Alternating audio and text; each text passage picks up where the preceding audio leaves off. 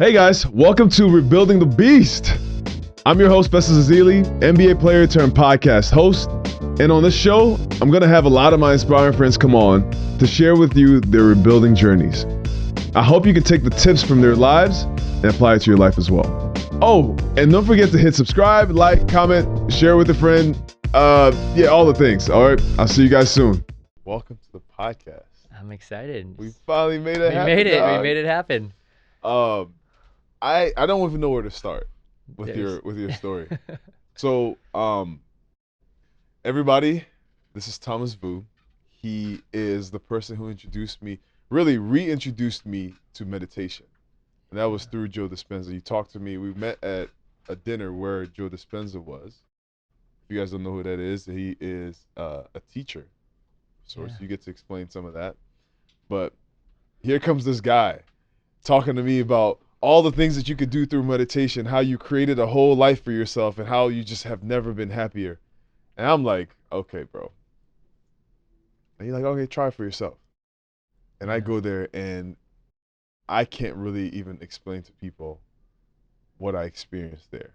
Because since then, it's been I feel like my life just changed completely. I just keep creating new, amazing opportunities. And that's what Joe Dispenza helped me realize, that you have the power to continue to make the change that you want. So maybe talk to me a little bit about that and how that came into your life, meditation and Joe Dispenza, and what has happened since. Yeah. You know, I back in 2018, I actually hired a meditation coach. Wow. Like he was a Zen master, like a Buddhist monk, literally come to my place and we would meditate. And it was so difficult for me. I couldn't do it. Literally, I couldn't do it for more than 20 minutes, and my mind would just go into other places. My thoughts, it was incredibly difficult. And he even told me at one point, he's like, I've never met a person that has such a hard time meditating. And so I just stopped meditating. He was with me for like a year. And why did you feel like that was something you needed to do? You know, I felt like life was becoming so overwhelming. There was so many inputs coming into my world. I was running these huge teams at a place called Riot Games, and it was really stressful. There were so many demands, like I sort of describe it like when you're managing large numbers of people, when you're leading these teams, someone might have like a bad day once a year, but that's your problem now. And so when you're managing hundreds of people, every day is someone's worst day. And typically it's not even like that. It's more like someone's worst month, someone's worst 6 months, And so you're dealing with all these challenges that will just come into your field. And I just needed to balance it. And I looked forward to meditation. And, I thought meditation was one thing. So I made a really conscious attempt with getting a Zen master with me. But it's, fast forward to 2011, I found the work of Joe Dispenza. And Joe Dispenza is sort of like, he wrote a couple of books like You Are the Placebo and Becoming Supernatural. And these books are, he's sold massive amounts of these books. And it's really about this idea that your mind, your thoughts can sort of control so much of us, and of our lives. And I thought this was such an interesting idea, and he was using science and jumping into quantum physics, and I'm like, this guy is pretty amazing. I really want to like go to one of his events, and I signed up for it. And I signed up for like 2 weeks before the event, and little did I know, I was on a wait list. And I didn't know there was like 15,000 people on the wait list, I'm like, oh, I guess, if it happens, it happens. And through the most unlikely chain of events, I find myself there. And I get to meet Dr. Joe, and I realized the meditations that I was trying to do, I thought it was one thing, and then it was something completely different, and something much deeper, much more profound. The levels of insight that I went into just really blew my mind. In Tibet, you know, I used to work at NASA. I did like mission control for them. I did a lot of the sort of Earth imagery. And at NASA, the budget of NASA. I think it's like $18 billion. It's funded by the U.S. By the taxpayers. In a place like Tibet, and that's to send people into outer space, right? Like that's NASA. In Tibet, they fund their whole economy funds the monks, the Tibetan monks, and they look at themselves as going to outer space, but it's inner space. Did you know that? So their inner space is meditation. So they go into the depths of their meditation in the same way we fund the astronauts to go into depths of outer space. Wow. Isn't that mind blowing? And so the levels that they can travel, the dimensions, the realities that they go into, the insights that they receive within the meditative state, it's pretty profound. What were some of the benefits of meditation, especially with Joe Dispenza? What were the benefits for you? Oh wow. I mean, 'Cause I just remember you coming up to me and trying to explain all of it at the same time to me, and I was like, I have no idea what this means. yeah, it's actually really hard to explain. Yeah. And so you had to experience it, and I'm so glad that we both went together and Yes, because we after had I such went, I a was like, wow, this is. yeah. I really can't explain it either. Yeah, meditation is such an ancient practice. It's been, I mean, uh, obviously we know of Buddha and Krishna, and then Jesus went to the desert and meditated for 40 years, and you know, it's one of the oldest forms of practice, and it's oftentimes it takes around like to get the real true benefits of meditation, it takes something like a few hundred hours, and so most people they'll use an app or something to meditate, and they'll get like 20 minutes, 15 minutes in, and they're like, It didn't work. yeah, it didn't work. Yeah, That was me. I did that for a year I did that too. and it didn't work. And then you realize that, um, and that was what's special about the events. You go there and it's like the first event is like 7 days, and you meditate around 5 to 7 hours a day. And it seems like, oh my God, if I can't do 20 minutes, how can I do? That's what I thought. Yeah, My that was family impossible. was very surprised. Like, you can't sit down for 5 minutes. How did you sit down for 2 hours of meditation Exactly. It would be so hard, at a right? time? And and what's surprising is with 1,500 people meditating at the same time, it's this concept of emergence. Like if you take a bunch of fireflies and the fireflies come together and they're blinking all differently. Over time, if they're together, they start blinking the same. It starts becoming the same pattern. And so humans are the same way. We all come to a place together. We all are vibing on different frequencies. We're just like feeling some are, some are hurting. Some are, you know, maybe there's a disease or there's you might be like stressed out about work. Everybody's coming in with something different. And then at the retreat, after 3 days, everybody starts to blink in the same sync, and then all that goes away, and you start going to deeper and deeper states, and then you realize he takes you on a meditation that's like 5 hours, 4 or 5 hours. You remember? And Oh, you're I like, how remember. can I do a 4 or 5 hour meditation? And you finish it, and you're like, wait, it We felt really like did that. 20 minutes, yeah. Yeah. And you're going to, and then so I kind of describe it as like once you go to one of those things, it's like running a marathon.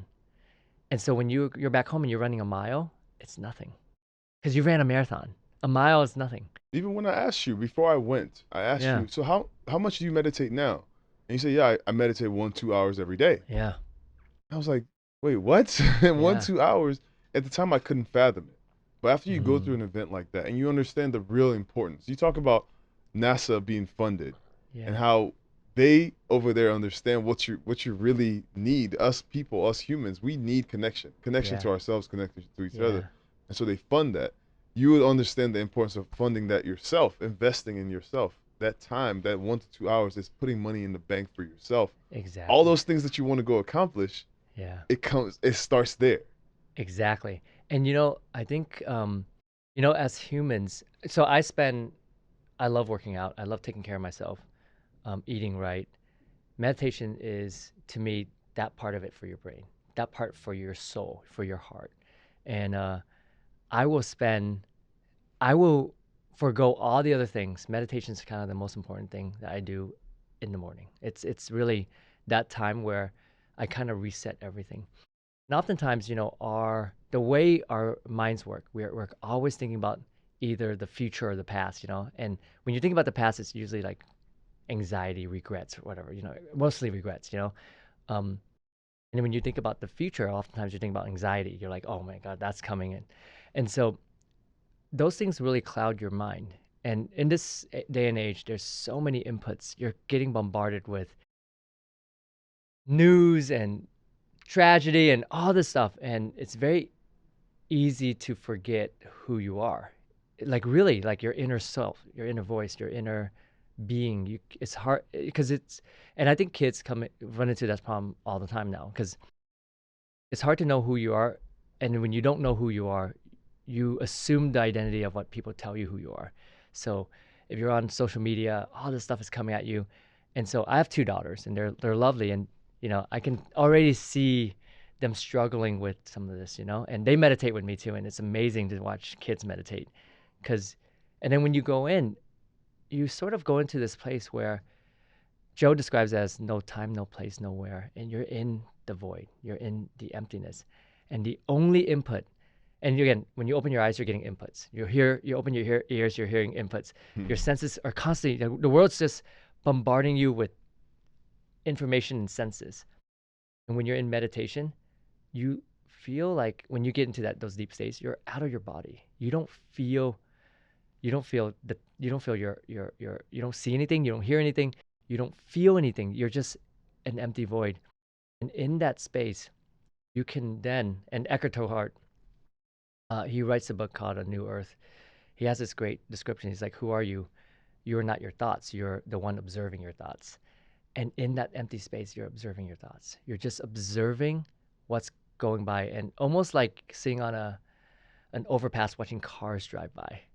It really is magical. And then in that space, all this information comes in. Your inner voice, your higher self. The ancients call it many, many different things, but this knowing comes through.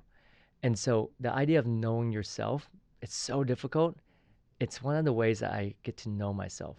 And in that space, I can look at things with such clarity, and there's a practice that I'll use, which is like when I make these decisions in my life, and we make so many decisions every day, do I make it out of love or out of fear? And it's really profound. And you think about like when you make a decision out of fear, it's like, what will someone think of me? What will my family think of me if I made this decision? What will my friends think of me? And all those decisions are sort of attached to a fear. And when you make decisions out of fear, it's not authentic. It can never be authentic. And so switching those decisions that you make and make it out of love, it was such a hard thing to do. When first started, a friend of mine, actually, his name is Sean, showed me how to do this. He's like, at night before you go to bed, ask yourself all the decisions you make every day.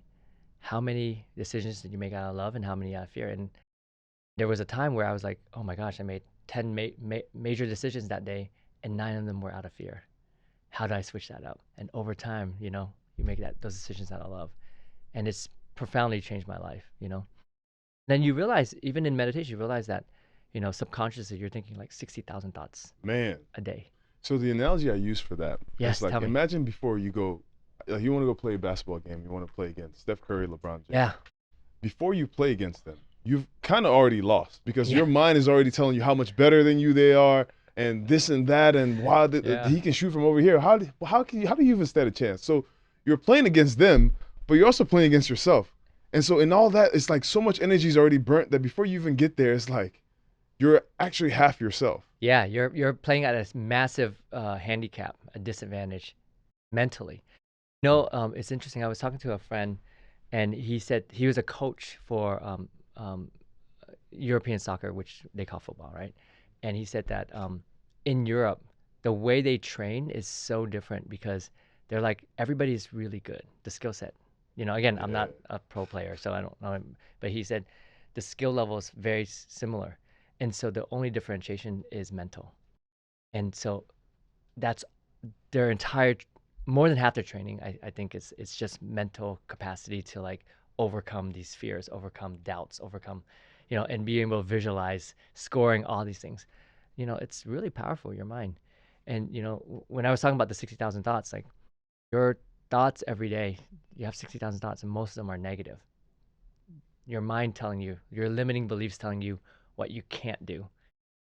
You have no way to counter that other than what meditation does is it removes all those thoughts. So now you're empty, and then you can now program yourself through your own affirmations, through your own language, through your own words, thoughts that are hopefully not negative, but only positive for yourself. If I decide to read your LinkedIn profile, right? I haven't updated in a while, so Would say entrepreneur, veteran game maker and executive, franchise builder, tech investor, board advisor, quantum healer, self mastery mentor.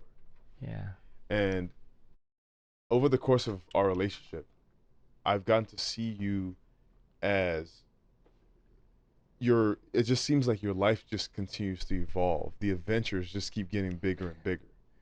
How much of yeah, this is, how much of this do you credit to, the meditations and to you just like kind of unclouding your thoughts? huge amount of it, honestly. You know, I, I've I was born in Vietnam, so I was born after the war, 4 years after the Vietnam War. Um, in many respects, I shouldn't even be here because most people who made the trip that I made, which is like we came on a boat, died on the trip. Like I think 70, 80% of the people, something like between 400 and 700,000 people died on the ocean. So this is a trip that's not. I sort of oftentimes look back and ask myself, I could have been a rice farmer, or I could have, you know, Mm. dead in the ocean. And so almost everything for me has been icing on the cake. Like, I've always lived like so so the things that I want to do in life, I got uh I got the benefit of having experienced it. And even then I realized that I was still limiting myself in terms of what I could do or what society wants you to do or what the programming of society wants you to do. Like because I grew up very poor, programming for me was around like, you know, get a good education, get a good job, find a partner, have kids, save a retirement, retire. That was the programming.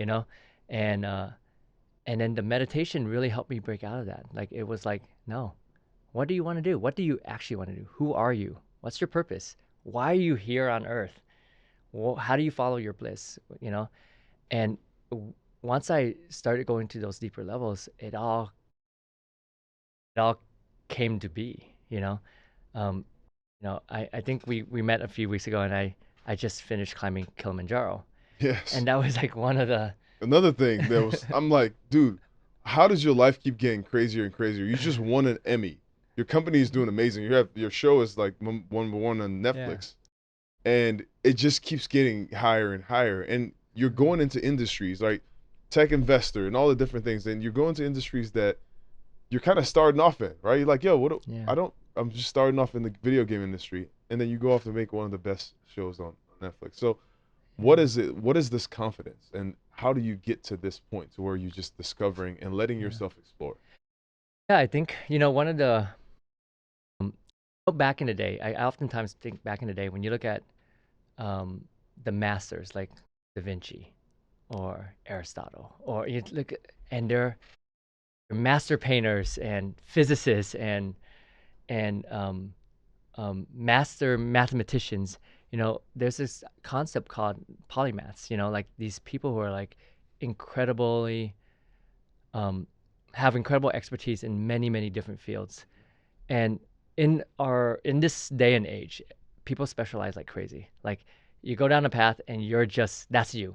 You. And actually society will start to like tell you No, that's what you are. Stay in that box. Oh, trust me, as a basketball player, we have heard that quite a bit. Shut up and Yeah. dribble. Yeah, no, I mean like that. I mean it's and we do it not only based on what you've done, but based on your identity and who you know like Mhm. they're like I've gotten so many situations where people are like you must be good at math like you know I'm personally not that great at math you know but you know what I mean just because you know and I grew up not in like traditional Asian communities and what's interesting is you know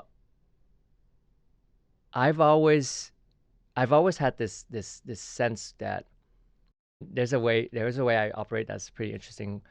When someone tells me I can't do something, I always say I haven't done it yet. And that's all I do. I just add yet to the end of it and it changes everything. I remember when you know, my background I was you know, in university I did bioengineering and neuroscience. You know, like those were like the majors that I was focused on. Very hard science. The super hard science. And um and people are like, "Wait, you want to make video games?" And you can't make video games. Like at that point in the 2000s, early 2000s, there wasn't even university programs. You can't even study to make video games, right? And I was like, I haven't done it yet. You know, it's just and it just changes that limiting belief of like you can't do it to I haven't done it yet. And you know, there's a famous quote from Henry Ford: "Whether you believe you can or you can't, you're right." Right. And I love that quote, and it always stayed with me. And that's happened over and over and over again. People are like, what do you know about building characters and IP and stories? You know, I just haven't done it yet. And then I think in League of Legends, I was involved very personally with like 42 of the champions on League of Legends. And then when we were making the TV show, when we were making Arcane, people were like, what do you know about making stories or building a TV show or building an animation studio? We built like for Teach, we built like a 250, 300-person animation studio because Wow. no one out there could make what we were trying to make. You know, 6 hours of theatrical content.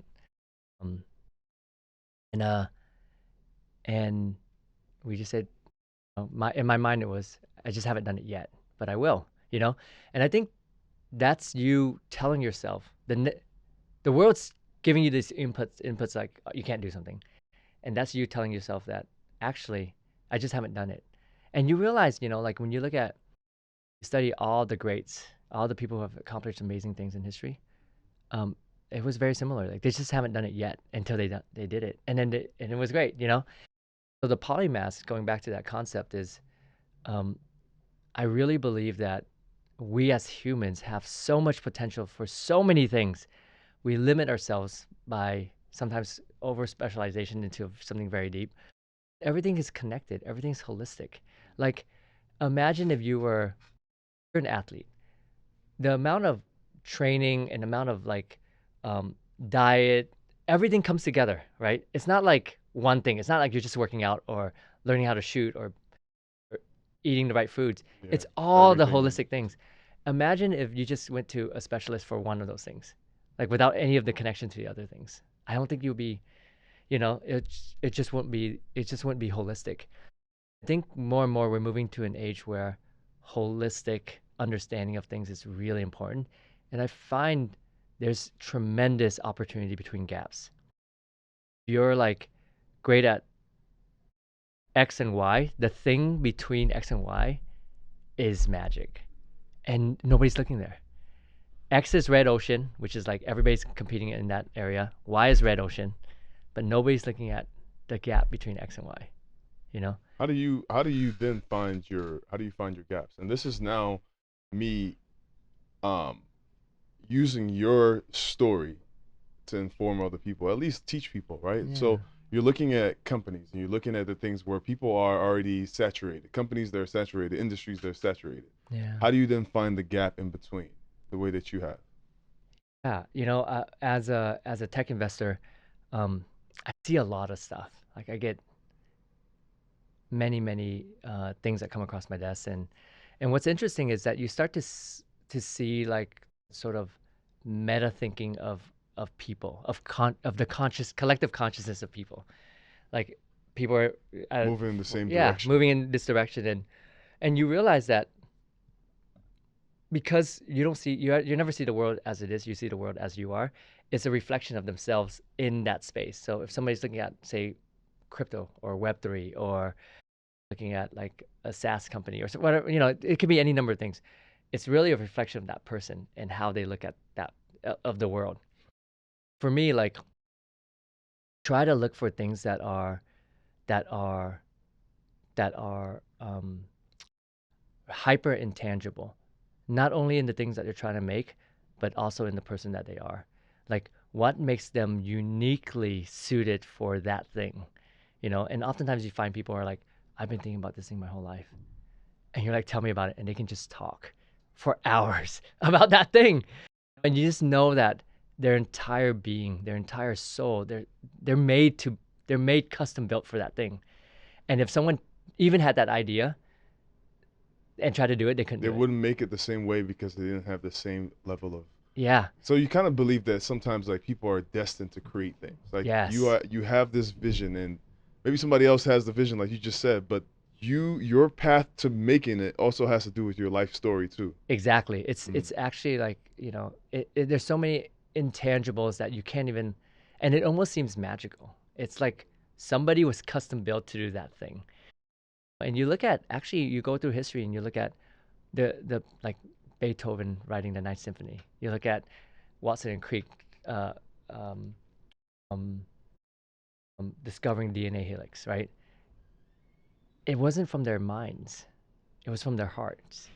It came out of like a dream, the ether. It came out of like a feeling, an emotion. It didn't come out of like, you know, there's this really interesting concept which is like um, um, the mind can only build new things with old bricks, but the heart can build things that no one's ever seen before.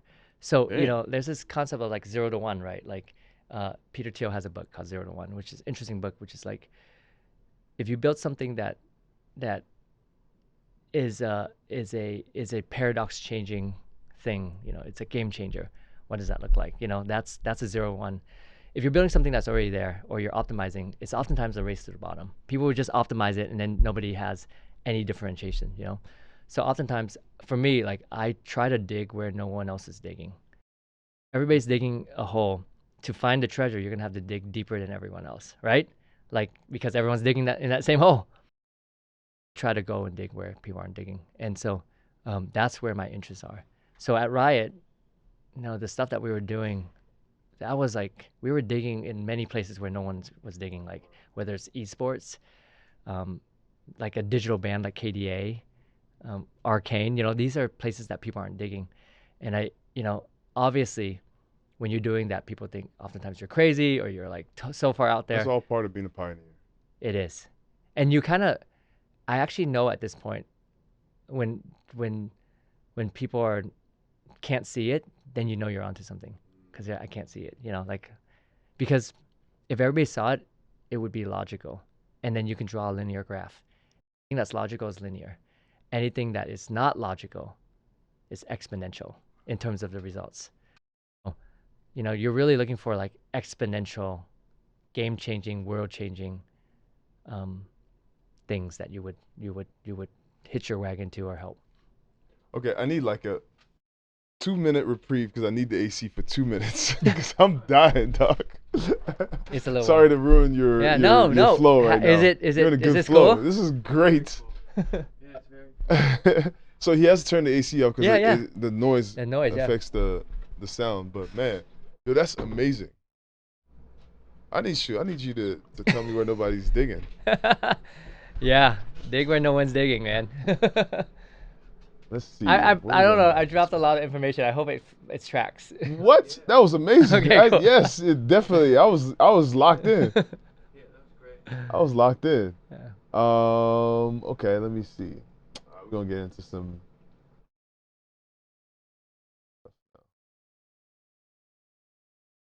Is it that hot outside? You can't crack the window or nothing? No, it's hotter outside than in Yeah. here. It's a hot day. It's a hot day, dude. Whew. So usually I like to do it early in the morning, so get it out the If way. you stand by the AC, it's the best spot if you want to cool off real quick. Yeah, it's all good. Man, how you feeling? Fantastic. Yeah. It's fun. It's fun. This is like for me, like I live this life. I embody these ideas, and It's a programming. I'm just constantly programming myself too. Yeah. Even when people tell their stories, I feel like when people telling they go back to relive this. I ask it in such a way so you understand that you are a beast. Like we're going back Mm. to rebuild the beast. We're showing you Yeah. what you are, and so Uh, my goal is that people leave here better than they mm. came in because they got to understand their strength, I love it. overcoming the things that they had to. So that's my next chapter. So you ready? Yeah. Let's rock.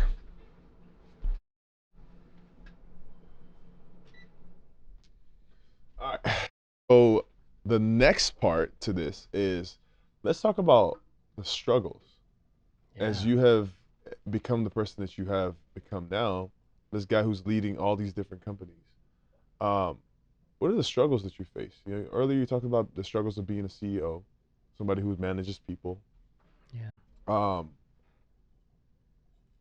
were there ever times that you felt like, yes, I'm digging where nobody's digging, and I feel like I don't know what I'm doing, or um, was it ever hard? The more you keep adventuring, you're going out of your comfort zone. Right? Is it hard getting out of these boundaries and adventuring, exploring? Tell me about hardships. Yeah. I'm just thinking about where I want to start with this. Just one real quick correction. I'm CEO of some new companies I've built, but I wasn't CEO of Riot. Riot was I was the head of creative and franchise. Mhm. So, um, oh, I think every stage of your life, you're gonna encounter hardships. Like that's just baked into life. In many ways, when I look back, I'm actually really happy that I went through hardships. And it's like a thing that I think about a lot, which is like how can you appreciate something like say you're in the most bliss of your life? How can you appreciate that if you didn't have something to compare it to, right? And it's a very Zen sort of Taoist way of thinking about things, and in the Taoist principles, it's like, um, how can you know beauty if there wasn't ugly in the world? How do you know if something is good if there's no bad in the world? How do you know love if there's no hate? You know? And then it's a very yin and yang kind of idea, but I really think about it, and I think the only way to attain some level of enlightenment is through suffering. Suffering brings enlightenment, and I think it's such a paradox because we live in a world where we kind of want nobody to suffer. Does that mean we don't want anybody to be enlightened? We have to ask that question, right? And so That's a in hard thing to think about personally yeah. when you are in it. Yeah, You, the eye of the storm, the hurricane, right? Like yeah. you're and meditation has been incredible for that too, actually. It really, there's King Solomon in the Bible. Um he had a ring, and a ring in the ring on the underside of the ring, it was written, "This too shall pass." And so it was a constant reminder for him that when things are hard, he he led he's King Solomon, so he had armies, and people were going to war and whatnot, and he lost people, right? And it was a constant reminder to him that even when it's hard, this too shall pass, you know? So I want to know about your "this Yeah, too shall pass" moment. Some of the darkest moments yeah. and the hardest challenges. Gosh, there's quite a few, I think early on in my life, obviously, I mentioned that I was born in Vietnam and came on came on a boat, and it was a really difficult trip because my mom was pregnant. We ended up like a bunch of people on the boat died. We didn't even make it to the place where we were trying to go to. We were trying to go to the Philippines, where there was an American embassy that would take us to the U.S. Um, and the boat stalled, and so we were floating out there for I think 6 or 7 days without water. And some miraculous events happened, but we in Thailand. Like it was a oil tanker that we were picked up in, and my sister was born in Thailand. I lived in Thailand for I think 8 months. And so growing up, English was like a third language. I was never in. I guess I was in so many different worlds. Played sports in high school. Like I played football, and I was torn between many groups. I was part of the football team, so I had my friends in football. I was also like, uh, my parents didn't let me play football unless I got straight A's, and so I was in like all the AP classes, Yeah. and and so I was always never in one group, and I think, when I look back, I initially thought being in one group was like I didn't have like very many I would consider like very close friends in high school, but it gave me so much exposure to so many groups, like uh, from I was in choir and I was in the arts, but also sciences, and on the sports team, and so I really got a chance to expose myself to a lot of different things, and I think it really impacted the rest of my life. And so I got older. It was the same in college, and then you know I think one of the interesting hardships, especially like when I was at my last company, I was at Riot Games, and I was leading a bunch of big teams.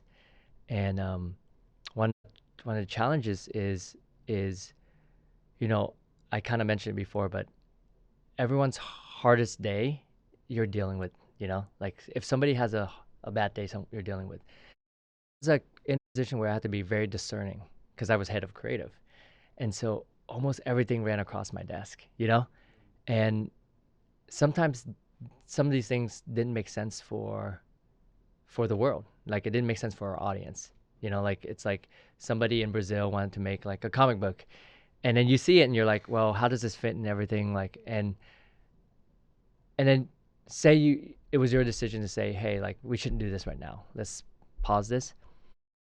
Somebody spent 6 months on that, or a year on that, or 2 years, or 5 years, or whatever it may be, and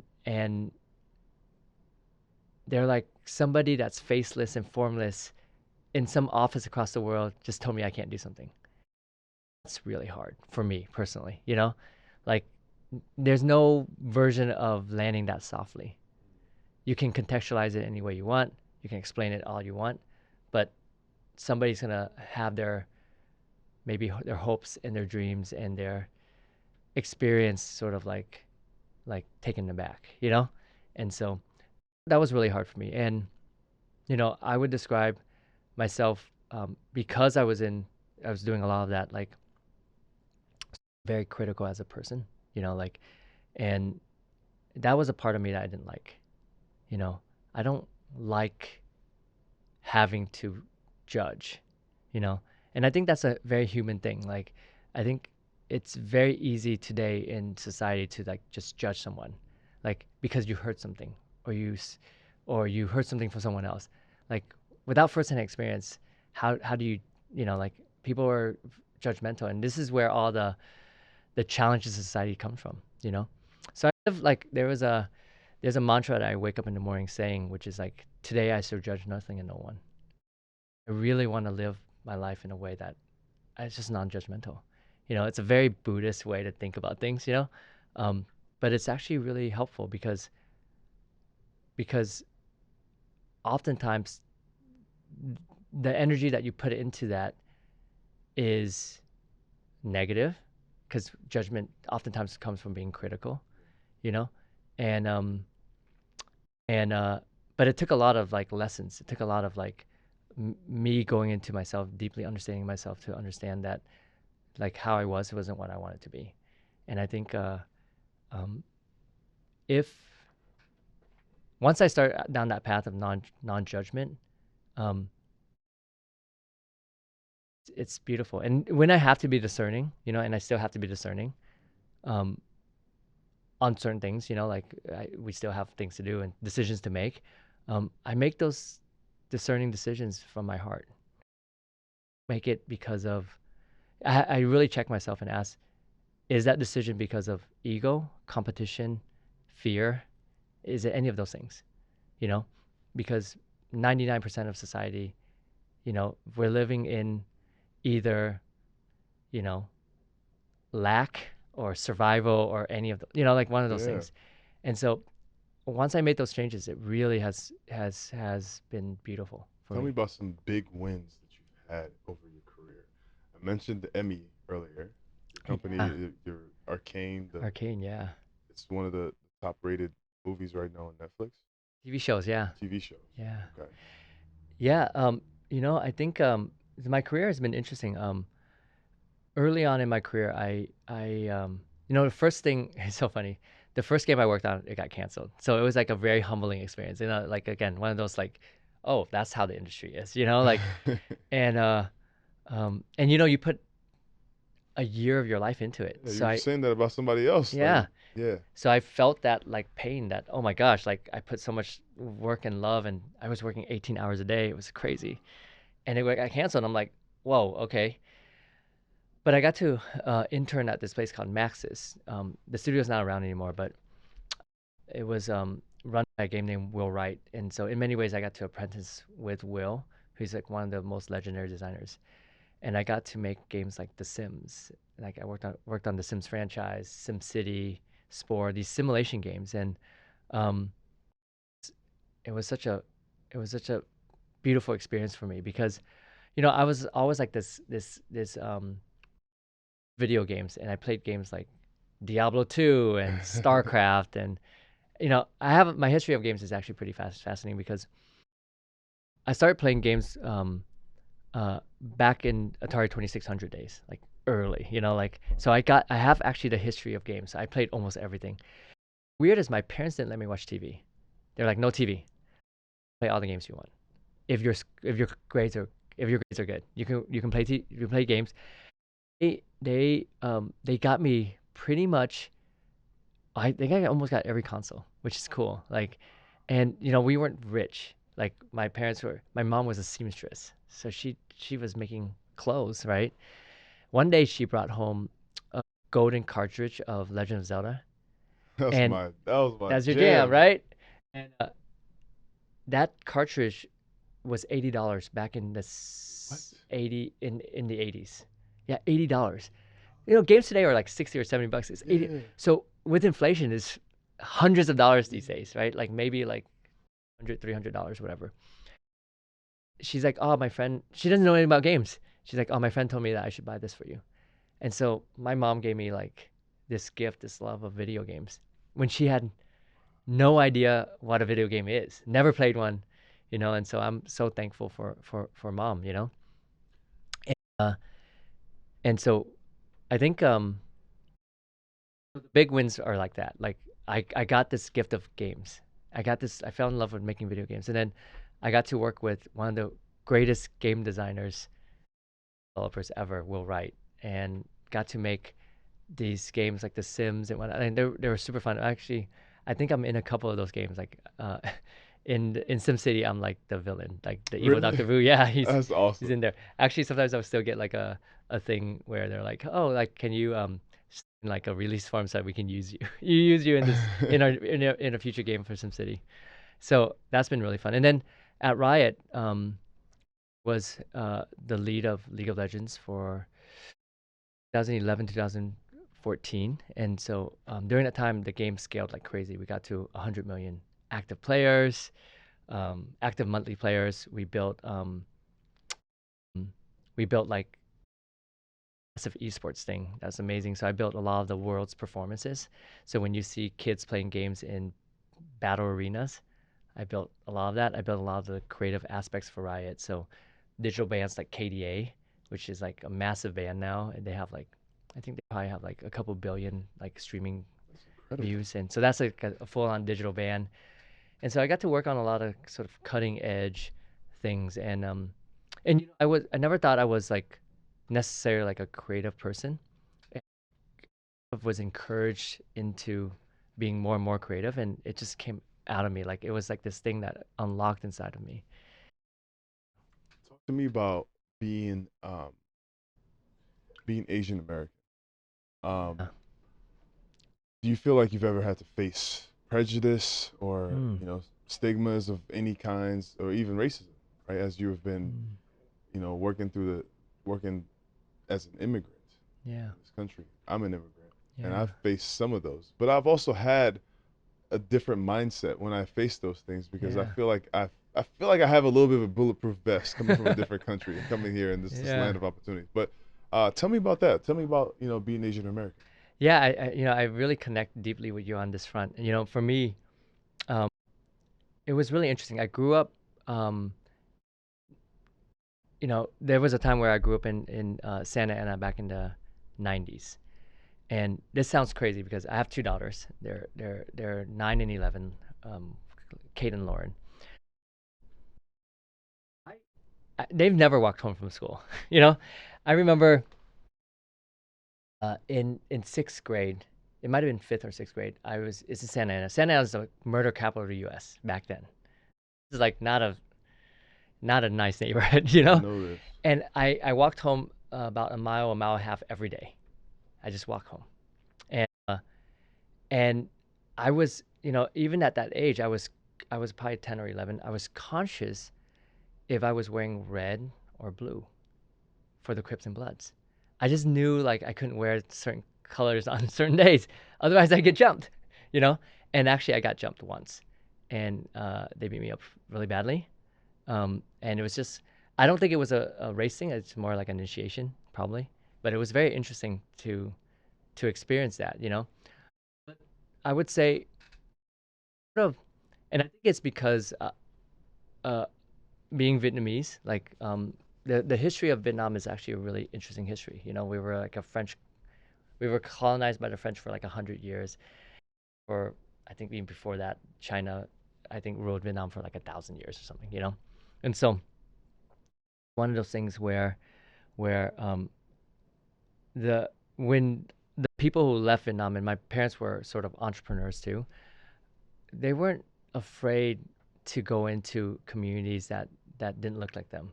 And so I found myself oftentimes, when I was on the football team, I was like, I think the only other Asian kid, you know, Didn't bother you. didn't bother me at all. It was, I just never really felt, and again, uh, I came from, I don't remember Vietnam super well. I came to a country that actually felt really embracing. Like I felt, I get the occasional, like very rarely some comments like, do you work in IT, or something like that. But it's like, like I just, like you said, bulletproof vest. This country and this place has given me and my family so much. And my friends are every ethnicity, every race, every background, like every religion, and it's just been, I don't even, it's, I don't, it's not on my mind, and I think collectively we've all experienced this. Like my friend who, he started like Stop Asian Hate because of all the issues that were happening in that community. And at the end of the day, I'm like, people are hurting, and sometimes that comes out through different ways. And for me, I'm like a stoic philosophy oftentimes, but I do a lot to see the positive in things. There's this concept that I love, which is like, if you walk the field of thorns and you see a single rose and you pick it up and you put it into a vase and you just look at it, your whole reality is like, hey, I'm gonna find the one rose that's in the field of thorns. You can also walk through a field of roses and find the one thorn and pick it up and put it in the vase and see your It's life true. through that way. And I just choose, maybe I'm just like crazy optimist. I just choose to find that rose in the things and find the good in people. And I think it's been helpful for me, through any challenges, through any setbacks, through even like the way I invest in people. Like I really look for that rose. Like I've met people who are like, maybe they're just like really down on their luck, or they just have, I have a friend, he I think you might have met him just like I brought him to Joe too. He was I would consider him one of the most depressed persons I know. Like he's like literally like Eeyore. And we had these deep conversations, and if you saw him today versus then, his mindset's completely changed. And now he's like the most positive person that you can imagine. And the abundance that's coming into life through that positivity it's amazing, you know? I guess as we're winding down, I have a couple more questions. Mm-hmm. Unfortunately, there's been, especially since COVID, Yeah. there's been the term Asian hate crime, Yeah. and there's been a bunch of horrific incidents that have happened since then. Yeah. My question is, what do you think um, needs to happen in our society for that to stop happening? One, Yeah. and two is what can we do to be better allies? Yeah. No, I think that's a beautiful question. For me, it's so much of what I concentrate on is just consciousness. We think about, sometimes it's very easy to, you know, there's this concept which is like your mind is constantly trying to protect you. How often do you feel like something happens and you're like, it's their fault, someone's fault, not my fault? Because your mind is protecting you, right? Your mind is like justifying whatever this is. And for me, like, as and this is why meditation has been so wonderful. It's like you realize that we're all so close. We're all one, like, and it's been in every single like written scripture. Like if you're Jesus had two rules: love Everybody. God and love everyone else. Like literally love your neighbor, Yeah. right? And somehow we forgot that. Christians have forgotten it. Like we all forgotten it, and it's really uh really interesting to see. And I think the world, and this is like probably like a much bigger, broader like way to think about the world, but a single seed can plant a whole forest. A single seed. So the world is inherently abundant. Inherently. If a single seed can plant a whole forest, a whole farm, a whole field of grains for people to eat, why are we fighting over resources? Why is there like this idea of like this control of lack of resources? We throw away more food, more resources than any country in the world, maybe other than like the other superpowers. Me, it's like something is broken about our society to make people feel like they're living in lack, because the world is naturally abundant. If you leave the world alone, nature just grows. I was in the Amazon in Costa Rica, and it's like literally endless food. You just pick it off in the trees. We have all these barriers to get to that food, which is really fascinating. And I think I use food as one example, but it's everything. Everything is now to limited quantities so that everybody is like sort of fighting and competing over those things. And I think it's not the natural way of the world. And, uh, and so how do we get back to oneness? I think realizing that we have put these limits on ourselves. And then by putting limits on ourselves, we then naturally get into competition with each other. And then when we're in natural competition with each other, we're like blaming each other if we don't have something. Right? We're like, oh, it's their fault. Like it's so easy because your mind's trying to protect you. It's like not my fault, it's your fault. And then over time, no one even remembers where the root of it is. It's just that they did this and we did this and they did this and we did this. And it's just like none of it freaking matters. It really is. And I think the only way to solve it is through the rise of human consciousness. And with and who's at a company I'm not gonna name, and she was like, it's like a very prominent thing. And she was like talking to me about this, and I said that your company is doing work that is good for the world, is high conscious. And she said, yes. And I said, do you believe the people working with you are high conscious? And she said, no. And I said, then no matter what, do it, because the road to hell is paved with good intentions. The company wants to do a high conscious thing for the world. It wants to solve the world, but the people itself are not high conscious, and so the result of their output cannot be high conscious because it's all people. Does that also put onus on you then, like in the way you think about the future and the things that you want to accomplish? You said I have to be high conscious if I want to Exactly. create Yeah, the world and that I it's like really that saying like, be the change you want to see in the world. The want. world is like such a reflection of you, and so a lot of people like, I think in the Bible there's a quote was like, make sure you before you pull the thorn out of your brother's eye, pull the thorn out of your eye Absolutely. first, because you're gonna miss Absolutely. completely, right? It's so easy today for people to be like, I want to solve your problems, but I haven't solved my problems.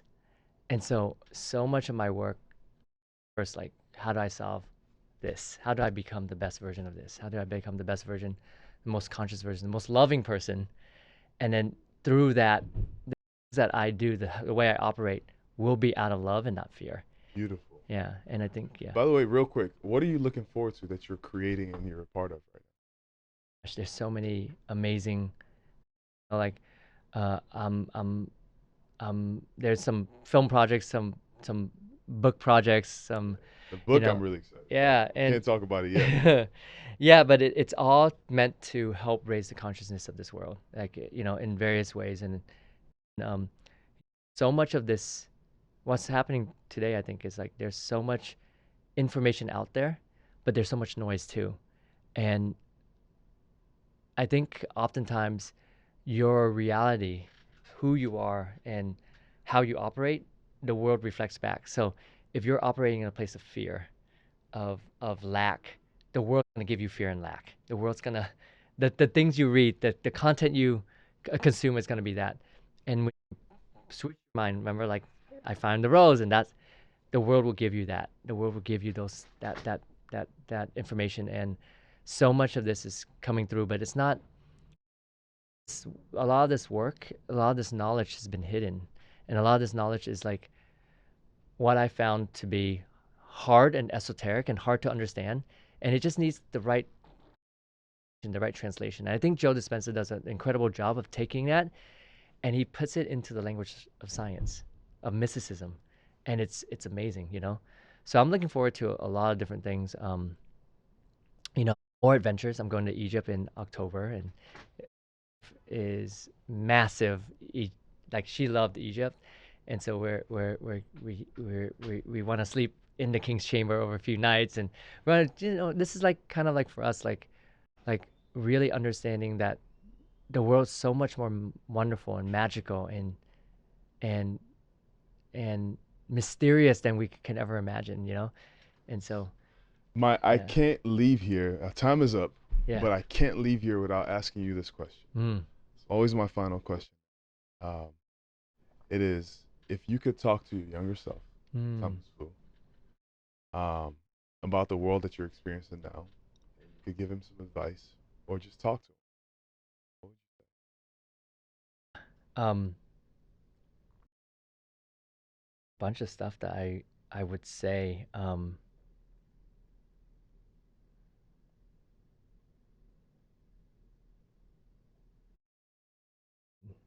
I'm trying to. It's hard for me to pinpoint one. Maybe there's a few that I would tell my younger self. I would say to my younger self,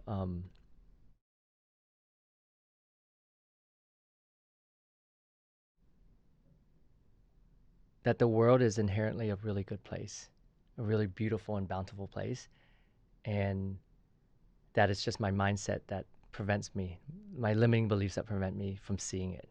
That's like, I think that's one really important takeaway for my younger self. Younger self, I was playing football, so everything was competitive. Everything was like this race. Like, can I outwork? Can I? And it's like, actually, can we all win together? I think it's a really important concept. And today it's like, I don't see a situation in anything. It's all win-win. Like, how do I win with you? And I think it's really amazing. And then I would tell myself, his upbringing is Christianity. Like, and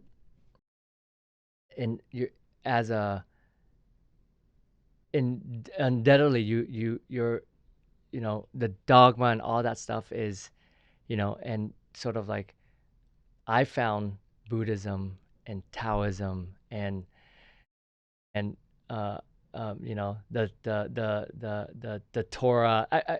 Every religion, like, has such beautiful things in it. It's as though there was one idea of consciousness and everybody took pieces from it and interpreted themselves their way. And I would tell myself, like, expand your mind into all these realms, because that's where you're gonna get the complete picture. And it's universal. When you have that, like, it's hard to judge someone, or hard to be like feel separation, or us versus them, when you like ingrain yourself in their culture, when you're with them, when you understand their religion, when you understand how they're brought up, and you understand the paths they walk. And at the end of the day, you'll never know the complete picture, but you can go a long way. And you just find that we're all the same. We're really all the same, you know. And anytime that we get, when you see the news, or when you see something like saying like one group did this to another group, or like there's a war and whatnot, like, you know, there's a person on the other side, and they're scared too, and they're trying to make sense of all this. And you realize that, you know, it's very easy to be like, those people are evil, or those people are not good. It's not like that at all. It really isn't. I'm so much better for knowing you. I really appreciate you, man. Thank you. Welcome to the Revealing the Beast I love podcast. it. You Thank you for are letting a me- beast for sure, man. We Appreciate finally it. got I know, this we done. finally did. Yes. I'm so happy, you know. Dude, thank you. Thank Yeah. you so much. I Thank you. appreciate you. I appreciate you.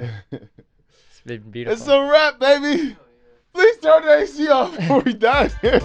Hey, Festus here. I hope Thank you liked that everyone for your episode. support. Don't forget Thank to you for subscribe, listening like, and comment, watching this and show. here's some more episodes The that you point might of this like. podcast is to create listen. a better world through these stories.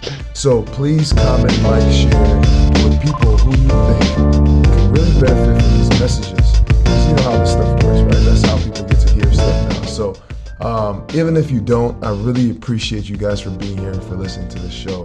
Thank you.